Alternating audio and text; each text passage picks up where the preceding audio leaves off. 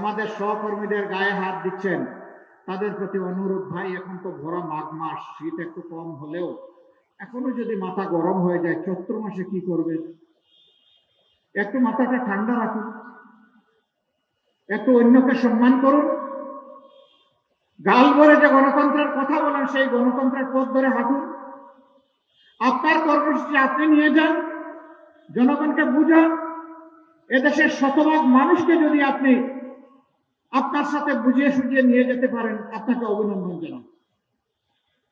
কিন্তু গায়ের জোরে পুরোনো কায়দায় যে কোনো ভাবে নির্বাচনকে নিজের অনুকূলে নেওয়ার চেষ্টা করবেন, আমাদের যুব সমাজ ঘুমিয়ে পড়েনি। 5 তারিখ যে যুব সমাজ জেগে উঠেছিল, তারা অতন্ত্রে প্রহরের মতো আছে। সেই যুব সমাজ জগদ্দল পাথরকে সরাতে পেরেছে। এই যুব সমাজ নতুন পোশাক পরে ফেসিবাদের চরিত্র নিয়ে কেউ আসলে তাদেরকেও ছাড় দেবেন ইনশাআল্লাহ। আমরা তৈরি। ওই যে হাদি বলেছিল, জীবন দিব, জুলাই দিব না। আমরা পরিষ্কার ঘোষণা করতে চাই, প্রয়োজনে দেশের জন্য জীবন দিব, কিন্তু জনগণের অধিকার কাউকে কেড়ে নিতে দেব না ইনশাআল্লাহ। আপনারা প্রিয় দেশবাসী শুধু আমাদের সাথে থাকবেন, আমরা সমান তালে লড়ে যাব যতদিন পর্যন্ত এই দেশবাসীর বিজয় না হবে। স্পষ্ট কথা, আমরা জামাতে ইসলামের বিজয় চাই না, আমরা 18 কোটি মানুষের বিজয় চাই। 18 কোটি মানুষের বিজয়ের জন্য আমাদের লড়াই। এ লড়াই কেউ থামাতে পারবে না। আমরা কোন শক্তি, কোন দেশ, কোন ব্যক্তিকে পরোয়া করি না। আমরা পরোয়া করি আল্লাহ রাব্বুল আলামিনকে। আল্লাহ তাআলা ছাড়া কারো কাছে আমরা মাথা নত করি নাই, মাথা নত করব না। আমরা এদেশের বীরদেরকে বুকে ধারণ করে লড়াই চালিয়ে যাব ইনশাআল্লাহ। এ লড়াইয়ে ইনশাআল্লাহ জনতার বিজয় হবে, সত্যের বিজয় হবে, দুর্বৃত্তদের বিরুদ্ধে ইনশাআল্লাহ আমাদের বিজয় হবে। আমরা সেই বিজয়ের জন্য সবাইকে নিজ নিজ জায়গা থেকে অবদান রাখতে বলি। 2টি ভোট, একটা হচ্ছে হা ভোট।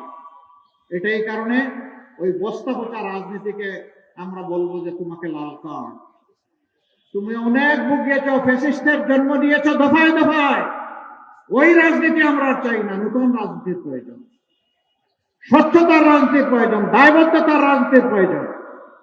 বাংলাদেশ জামাতে ইসলামী থেকে যারা নির্বাচিত হবেন, আমরা কথা দিচ্ছি, বছরে একবার জনগণের কাছে শুধু নিজের নয়, পরিবারের সকল সদস্যের হিসাব স্পষ্টভাবে তুলে ধরতে বাধ্য হবে। এই 5 বছর কি করেছেন, জনগণের সম্পদ তাদের পকেটে ঢুকেছে কিনা, জনগণকে বুঝার সুযোগ দিতে হবে। দেশের সম্পদ দেশের জনগণের, সুতরাং আমাদের কাছ থেকে হিসাব বুঝে নেওয়ার অধিকারও জনগণের। আপনারা সেই অধিকার আমাদের উপর প্রয়োগ করবেন ইনশাআল্লাহ। আমরা আপনাদেরকে কথা দিচ্ছি, আপনাদেরকে সাথে নিয়েই দেশ গড়ব। যে কয়েকটি সমস্যার কথা বলা হয়েছে, ইনসাফের ভিত্তিতে তার সমাধান করবো ইনশাআল্লাহ। সম্মানিত ভাই ও বন্ধুগণ, প্রথম ভোটটি হবে ইনসাফের পক্ষে, মুক্তির পক্ষে, নতুন রাজনৈতিক ব্যবস্থাপনার পক্ষে হা ভোট। প্রথম ভোটটা কি হবে? হা মানে আজাদি, না মানে গুলামি। আজাদি না গুলামি?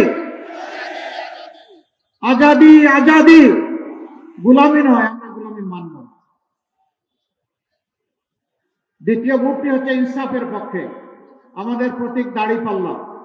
আমরা জনগণকে তাদের অধিকার মেপে মেপে কাড়ায় গন্ডায় আমরা বুঝাই দিতে চাই।